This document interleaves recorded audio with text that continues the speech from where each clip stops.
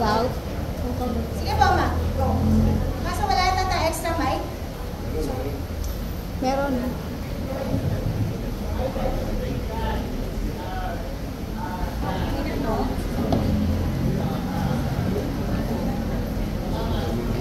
Thank you po. Okay, good afternoon. Gusto ko lang pong malaman, di ba kayo po ay talagang die hard na gawin ito.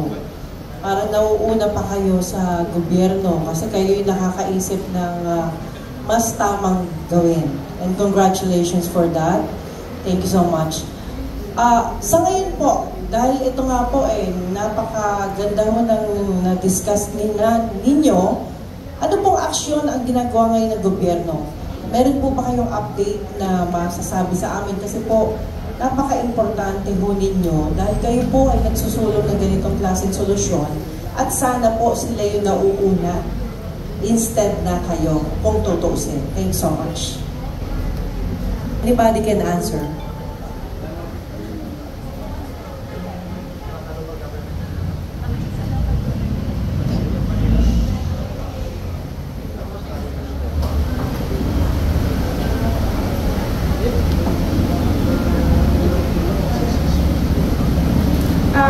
Sa parte po ng lungsod ng Maynila, noong few months ago, nagkaroon po ng pagtitipon at pagkikilos po. At ito naman po ay sinuportahan po ng lungsod ng Maynila na nagbigay po ng permission po sa amin para sa venue. So, obviously, kami po ay suportado ng city government sa, of course, sa malayang pagpapahayag ng mga saloobin natin at ang pagkondena po sa pagpatay sa mga Palestino sa Gaza.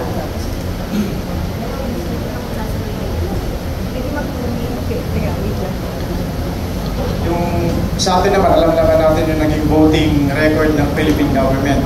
Disappointingly, nung una, abstain. Nung naghain ng resolusyon para sa ceasefire.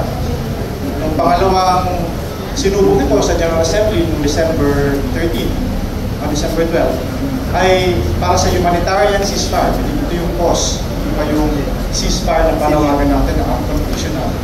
Sumuporta namin ang Philippine government. Pero kulang pa rin.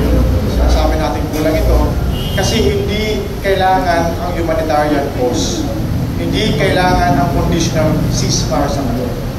Kung ang pagpapatayan ay yung ICJ ruling dun sa provisional measures to stop and prevent acts of genocide, Pilipinas bilang state party to the Genocide Convention, it should go beyond a conditional ceasefire.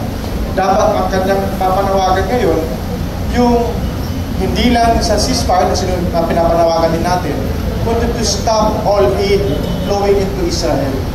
Yung mga arms deal, yung pagpapalawig pa, yung pag-atake, kalapit sa Israel, because these all constitute the acts which are decided against in the ICJ rule. Hindi ito ginagawa ng Philippine government. Kapos na kapos ang position ng Philippine government. Thank you, Atty.